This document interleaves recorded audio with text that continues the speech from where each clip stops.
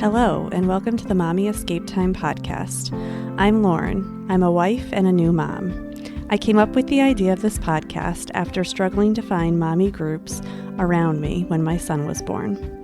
I wanted a community of mothers I heard so many of my friends talk about when they had their children. This podcast is to help mothers like me that want a community of mothers to connect with when they have their free time. Together with my usual guest, Taryn, and other mothers, we will share our experiences, not our advice, through motherhood, and hopefully get some tips from you, the listeners. So come join us on the Mommy Escape Time podcast. Hello, and welcome to the Mommy Escape Time podcast. This is episode number 10, and today I am here with Taryn. Hi, Taryn. Hi, everyone. How are you? And today, as it's just after Thanksgiving, we are going to be talking about how to keep the holidays in moderation. So hopefully everyone had a restful Thanksgiving. I feel like it's one of those more restful holidays, definitely. Yeah, a little bit of traveling, but you know. Right, yeah. I think if you're traveling, it's more stressful. If you can stay at home, it's a little easier. Yeah. So I know we travel down to my sister-in-law's house, which is like an hour and a half away. So it's not that bad. We go there and back in a day. So yeah, and I had to see my parents on Long Island, so a little longer. That's a little longer, but not bad. Right, and I think that could be a whole show, traveling with kids on holidays. Oh gosh, or ever, really. Right. So that's a whole nother episode.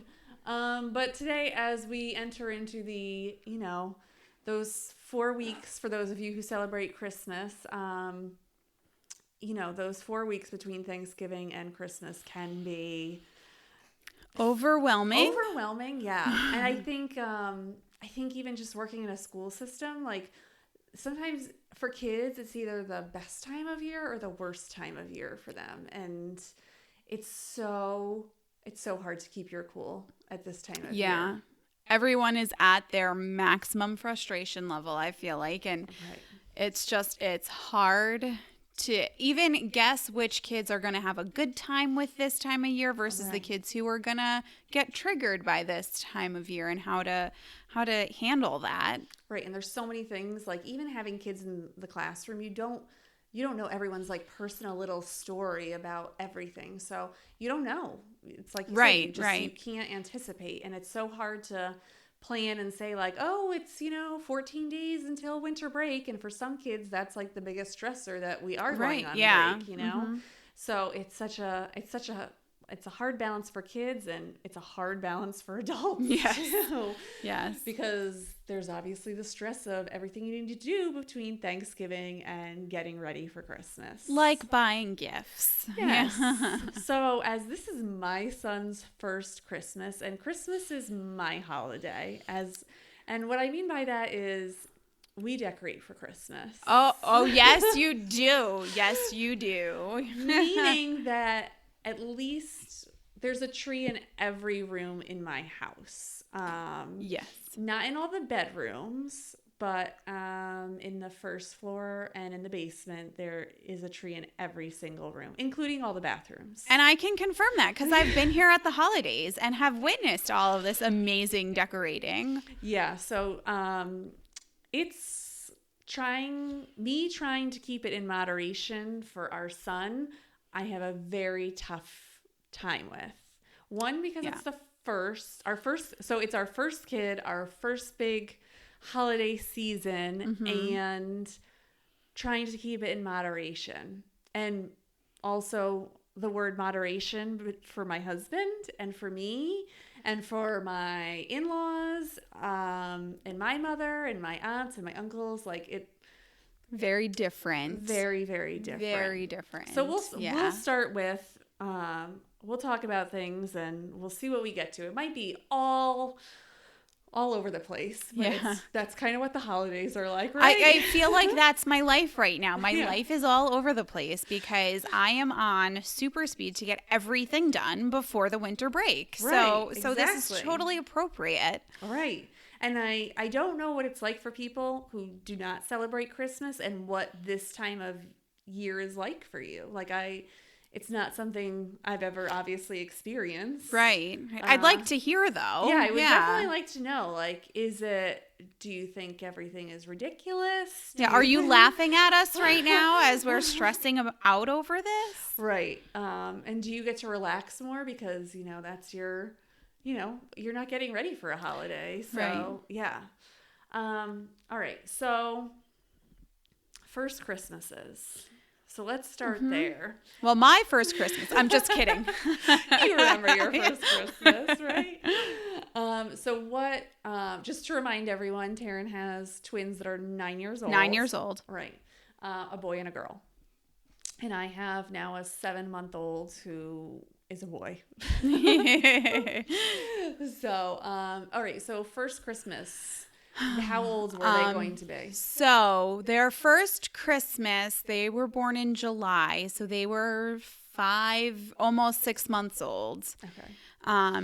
They had no clue which end was up and what a holiday was, but I made sure that they dressed in every single cute Christmas outfit, and I took pictures. We actually had professional pictures done, and my son is wearing the most adorable Santa onesie with a hat, and my daughter's dressed up as a present. Oh, that's and that so was cute. Yeah, and it was the first time we did family pictures, because when the twins were born, newborn pictures weren't a huge thing, and I was like, they're babies. Like, I don't need this. I took plenty of pictures on my own, and I didn't think professional pictures were necessary or were a thing. Like, it wasn't even a thought in my mind.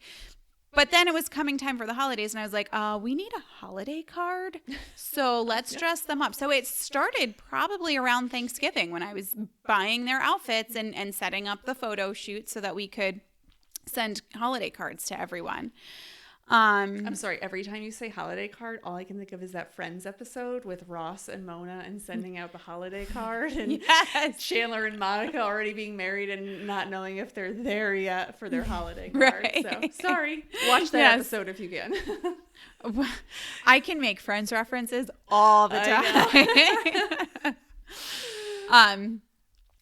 So it started with the outfits, and my husband and I had a conversation. Like, they're young, they don't really know what's going on. They don't even know how to unwrap a package. Right. We're not going to get them that much. Like, if we spend like $50 on them, no problem. Isn't it nice when we have goals? Yeah. So it ended up being like $150 per kid, which is still, for me, I was like, that's not bad. Right. And at that age, you can get lots of little things that don't cost a ton of money. So under our tree looked so full, and I was so excited, and I took pictures.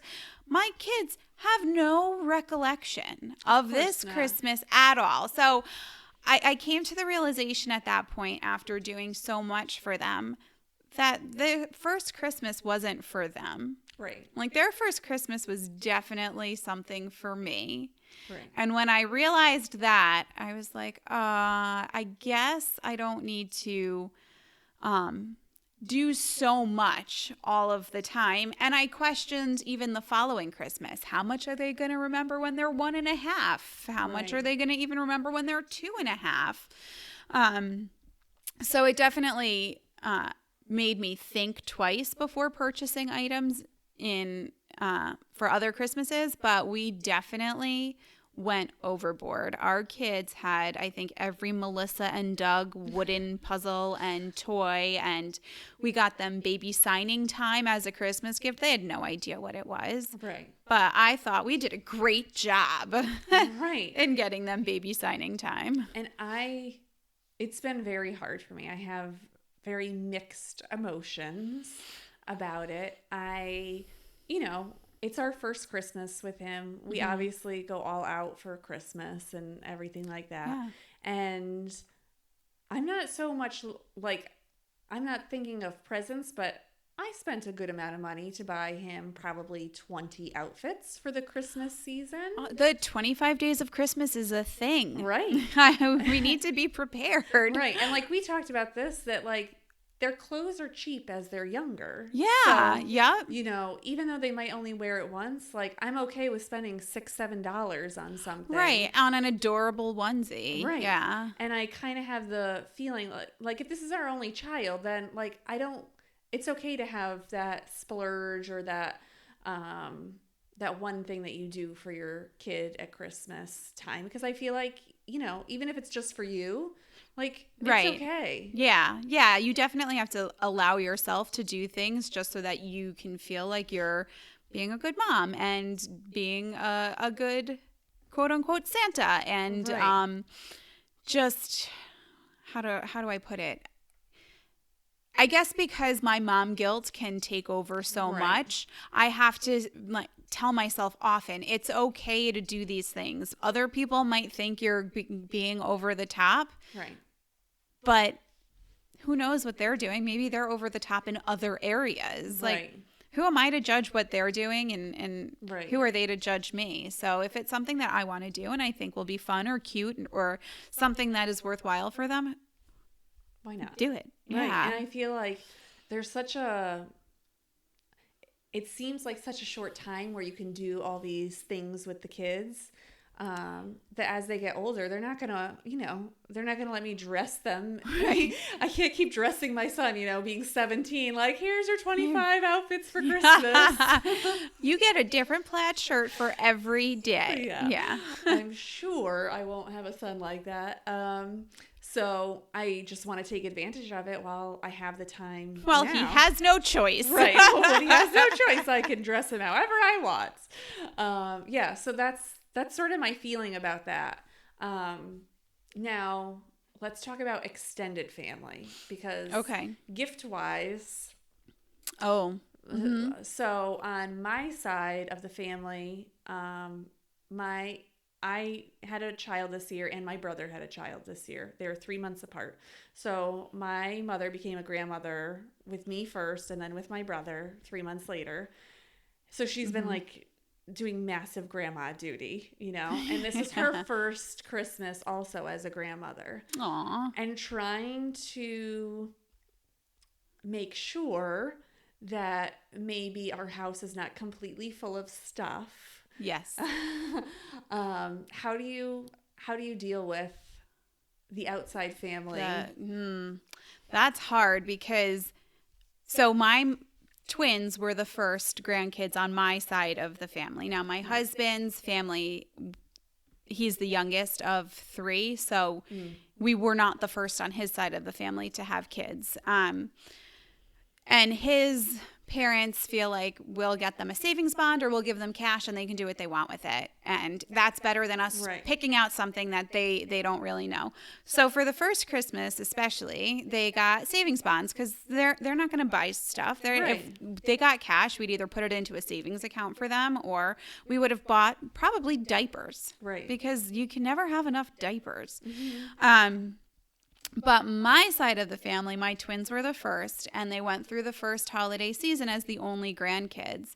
And if I thought I got my kids a lot of stuff, my mom got them twice as much. And she had to be fair. So if my daughter got something, my son got something. And it didn't matter the price. Right. It wasn't about the cost. It was about the number of packages they had to open. Right. I feel like we were opening gifts just at my mom's house for like 5 hours. I was like, they don't know how to rip paper. And when they asked what the kids wanted, I said, diapers? I don't know. Maybe books, developmental books that I can read to them. Like, what do not even 1-year-olds really need at this point besides attention, love, food, and clothes? Like that's it. And I'm sure you know how much clothes kids acquire. Right. They didn't need any more clothes. No. So that was fine. And then we went to my dad's house and it was the same way. And at my dad's house is where all of my sisters were. So little background, I have 2 biological sisters, a stepsister and a half-sister. So at my dad's house was my stepsister, my half-sister, and one of my biological sisters. The other one was working. So my kids got gifts from all those people. everybody. It was unreal. And I had even said, like, I don't even need anything this Christmas. Like, I got my kids. I could want for nothing at this point except maybe a full night's sleep. Right. So if you can't give me that, I'm not interested. And we had to put a trailer on our car to bring all of the stuff back home. It was unbelievable. They got balance bikes from my grandparents, so their great-grandparents, and they got a little table and chair set, and they got an art easel. And I was like, my 6-month-olds are not going to be painting. Nor are they riding bikes. No, or balancing to keep themselves on it. I was like, I don't understand, but thank you so much. And we were grateful for all of it. And we felt so humbled that so many people loved on our kids so much that we needed a trailer to bring stuff home. Right. But there was like no nice way. Not a nice way to say, please don't get them a lot of stuff, but they were the first. So we were completely unaware that this would happen. Because growing up, my mom was like, oh, here's my budget for your gifts. And if I've spent that on one gift or 20 gifts, that's what you're getting. But this is my budget. And my dad would get us a bunch of stuff, but it was never like, it didn't compute how much stuff, the quantity, the bulk of it. Right. So again, retrospective, as I'm looking at my house that looked like Christmas threw up all over it at that point, I was like, I need to figure out a way to explain that my kids don't need stuff. Right. They need experiences. Yes. And so after the first Christmas, that's what I started asking for. Bring them somewhere. Get us tickets to a children's museum. Get us a subscription for museum passes. Like something where they can have an experience where I can say, you're doing this because Papa and Gigi got it for you, or because Gran and T picked it out for you, and that's why we're going to this. Or doing this or whatever it may be, but they don't need the stuff. They want the memories. Right. And that's, I think that after we experienced our shower and, then people coming to see the baby, I think that was like, people would always say like, oh, people will still bring you stuff once you have the baby. And I was like, oh, okay. Like I'll get like one or two outfits whatever, here. right. Like, not even thinking about it. So I've never bought my child anything until Christmas. Like this is the first time I have bought something for That's my a good child. run. So yeah, 7 months not buying anything. Yeah. Everything is from our shower or what other people have given us.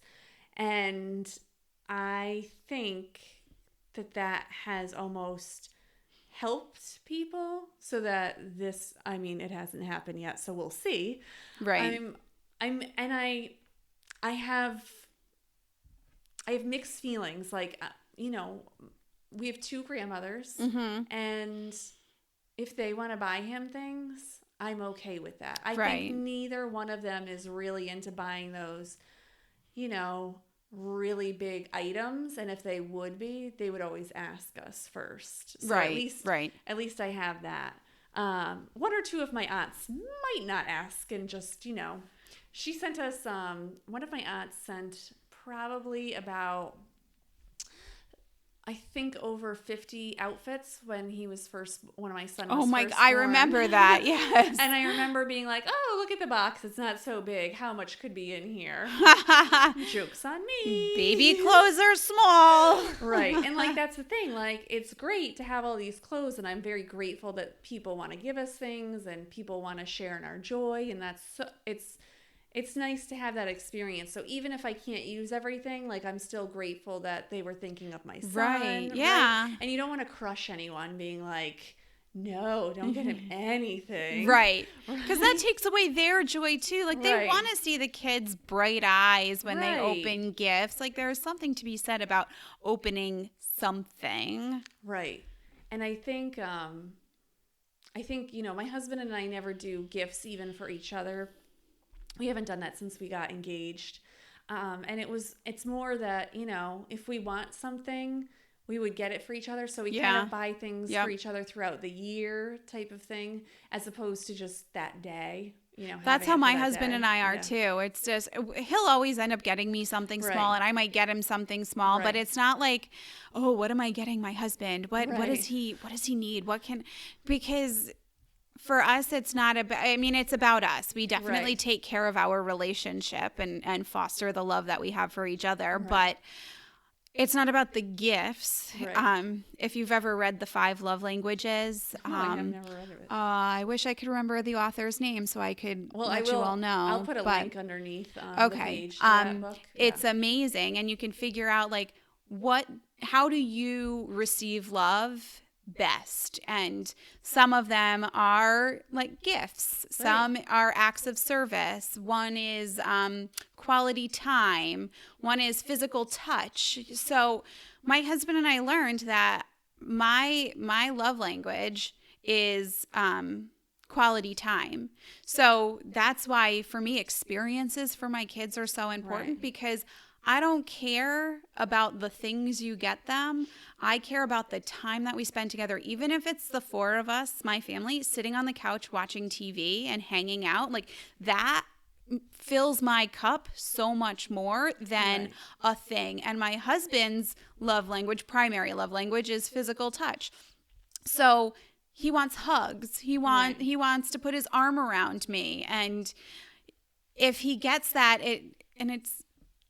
it's just nice to know that if gifts were our love language, then we would make it a priority.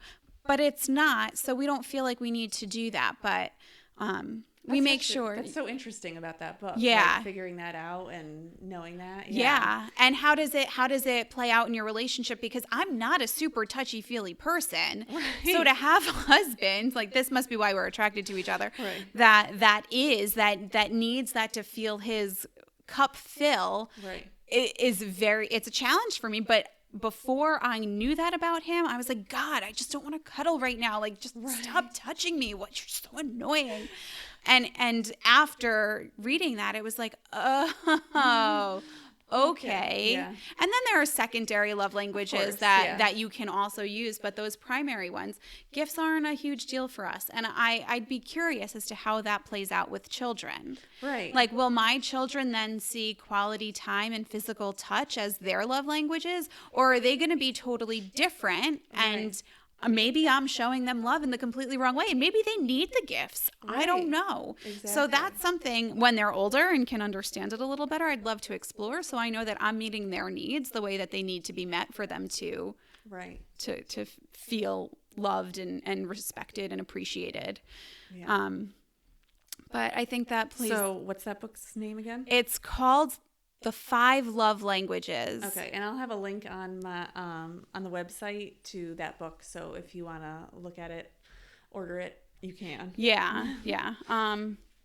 And they have I think you can also get the quiz online where you could just fill out the questionnaires, and it'll tell you more or less where you fall, and you can do a little research on just that piece. But I would recommend buying the book, because it helped my marriage. Or the library. Right. Yeah, sorry, you don't have to buy it, but I would recommend reading the book, because it has a lot of really good information in it. That's good. Yeah.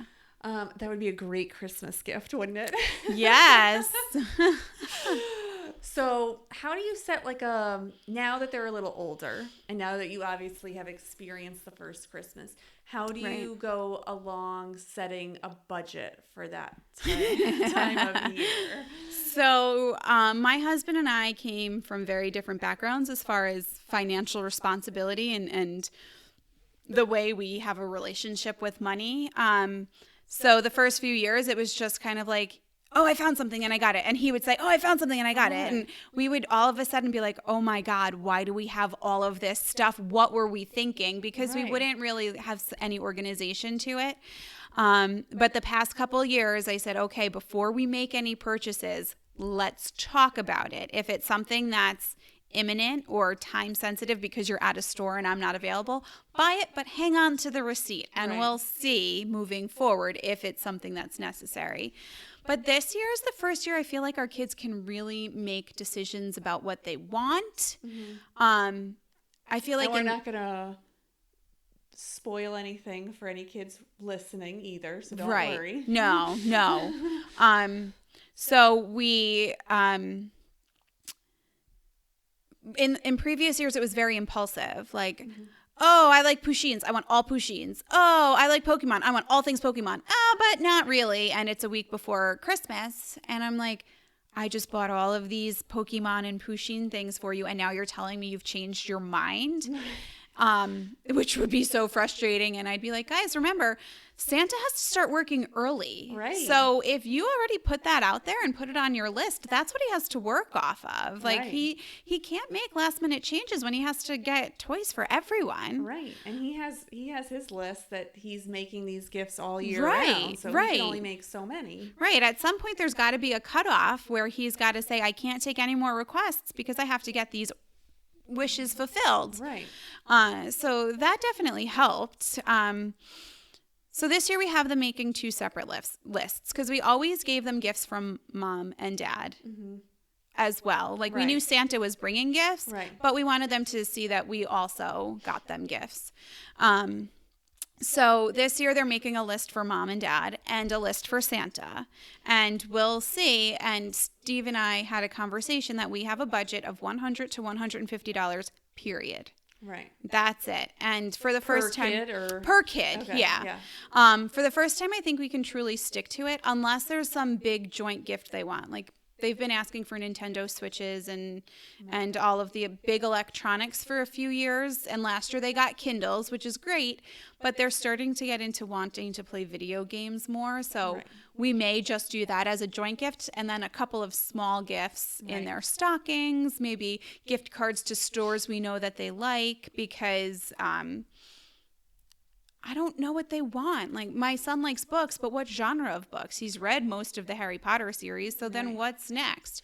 And I think sometimes kids like just having that choice, like, oh, now I can go to the store and pick out what I want because I don't think they always know either. Right. Like sometimes they just, if they know they have a certain amount of money to go to a store with, they might pick something totally different than what we would have picked for them. Right, exactly. And I don't ever want to feel like, oh, they didn't really like that gift. It's in the playroom and they never play with it. Like that's the worst feeling because you could think you did such a great job and not really.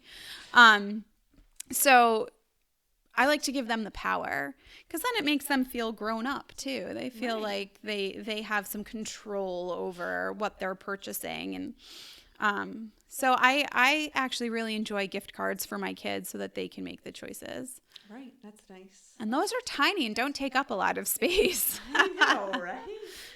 It's definitely tough. So, anyways, that will wrap up today's show. So, thank you, Taryn, for coming on. Always a pleasure. Yes. So, we'd love to hear from you and what you do with your kids during the holidays, or maybe how you deal with your extended family and how you're able to maybe curb the amount of stuff that you get. So we also want to remind you it is the holiday season and you want to try and keep that spirit alive. And it can't always be about rushing around because if you rush around, you could break your leg. So you don't want to do that, let me tell you. So I know it gets frustrating at times, but I think breaking my leg has kind of changed my mentality. And you know what? If it takes a few extra minutes or I can't do that, life moves on. Right. It's, I'd rather have all my pieces working and I'd rather be with my son, and it is what it is. So yes, just try and be nice. That's all. Yeah. And, okay, so if you have any comments for us about anything we've talked about today, you can go over to the website, Mommy Escape Time, or you can look for us on Facebook, Instagram, or Twitter, although, again, no one follows us on Twitter, so I'm really just talking to myself all day on Twitter. But, you can go there. If you want to subscribe, hit that iTunes subscribe button. And if you don't know how to subscribe to podcasts, we are going to try and put a little video up on the website. So tutorial. a little tutorial on how to do that. So, yes. So this will wrap up today's episode. So thank you again, Taryn, for coming on. And we hope the beginning of the holiday season is restful for all of you. Yes. Happy holidays, everybody. All right. Bye.